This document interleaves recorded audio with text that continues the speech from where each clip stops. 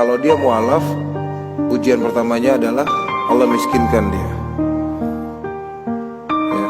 Tapi sebaliknya kalau dia murtad, Allah kasih dia dunia.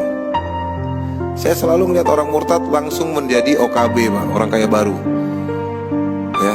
Kelihatan kayaknya dasi, kemeja, jas, nggak nyambung warnanya ya.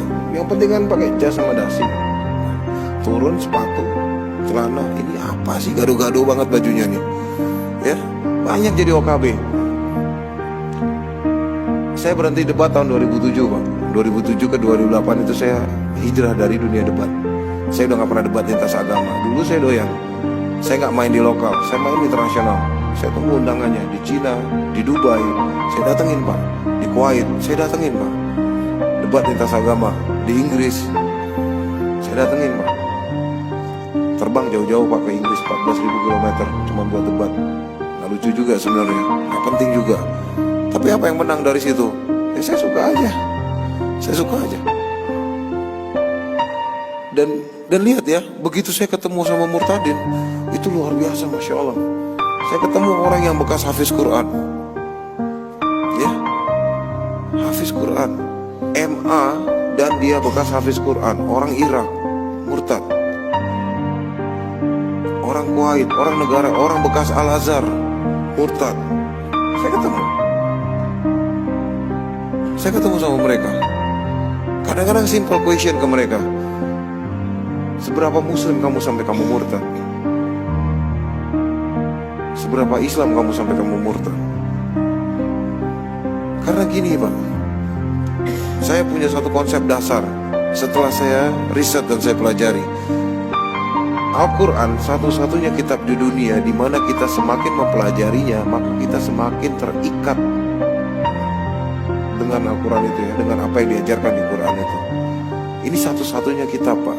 Kitab lain, semakin kita belajar, semakin kita mengikatkan diri, semakin mendalam kita belajar, semakin mental jauhnya, Pak. Mental banget, jauh banget, semakin jauh dari kehidupan yang konteksnya real. Semakin belajar berimajinasi. Saya coba untuk buka dulu ya. Saya coba Batara Veda, Brahman Veda, Arju Veda, kitabnya orang-orang Hindu. Saya berada kayak di dunia imajinasi ini, kayak ini.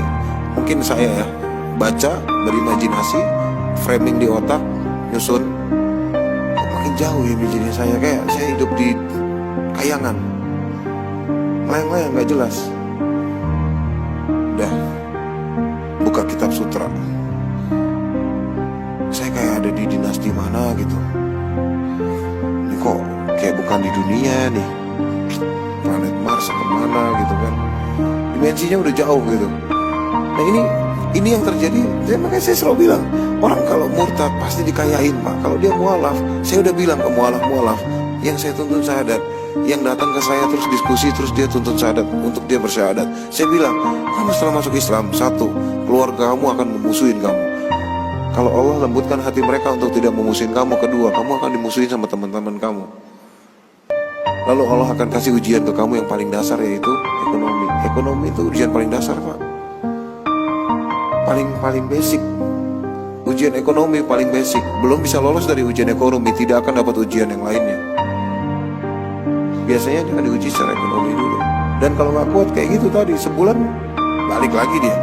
Apalagi nggak ada pendampingan. Maka di mualaf center ada yang namanya pembina mualaf, ada yang namanya pendamping mualaf. Pembina mualaf ya dia ngajarin, ini Quran, ini sholat, ini bacaan sholat, ini hafalannya nih, ini cara wudhu yang baik, taharah selesai, sholat selesai, semua tata cara sholat nih. Habis itu ada yang namanya pendamping. Pendamping itu yang nemenin, accompaniment. Dia companion si mualaf. Mualaf itu bukan cuma selamanya belajar. Dia pas belajar ya ketemu sama orang yang ngajarin, udah selesai, udah. Dia punya cerita lain, Pak, di belakang cerita masuk Islamnya dia, yang dia butuh orang untuk cerita, karena dia malu mau cerita ke orang. Makanya pendamping kadang-kadang cuman, bro, hari ini udah latihan apa? Hari ini bacaan. Oh, udah nih, udah. Ustadznya mana? Udah pulang. Keluar yuk. Ya. Wah, ajakin ngopi. Mana bro sama orang tua lu? Aduh, nyokap gua kayak gini-gini banget ya. Kenapa?